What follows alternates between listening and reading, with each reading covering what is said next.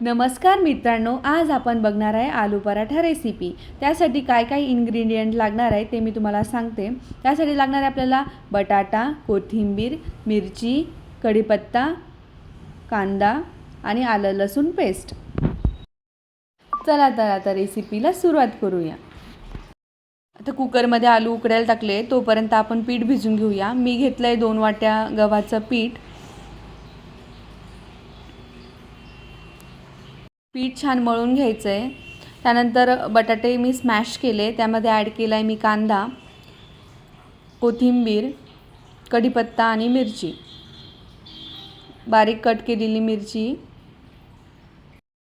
आता आपण ॲड करणारे मसाले, तिखट मी घेतलं आहे, हळद टाकली आहे, त्यानंतर चवीनुसार मीठ ॲड करते, त्यानंतर एक मसाला आहे चटपट मसाला, तो मी ॲड केला,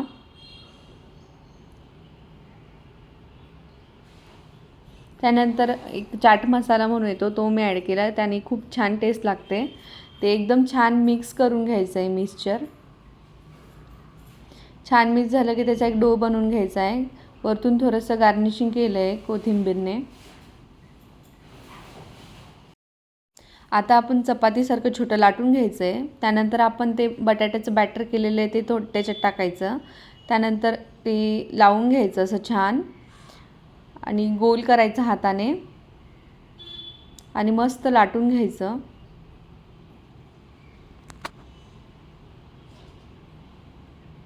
त्यानंतर थोडं तूप टाकलंय तव्यावरती आणि छान अशी परतून घेतली। एकदम टेस्टी आणि एकदम छान क्रिस्पी दिसते एकदम।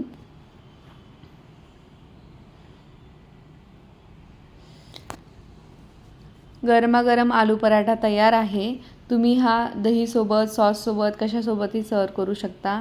एकदम छान टेस्ट। लाईक, शेअर आणि सबस्क्राईब नक्की करा आमच्या चॅनलला आणि तुमचा एक्सपिरियन्स नक्की शेअर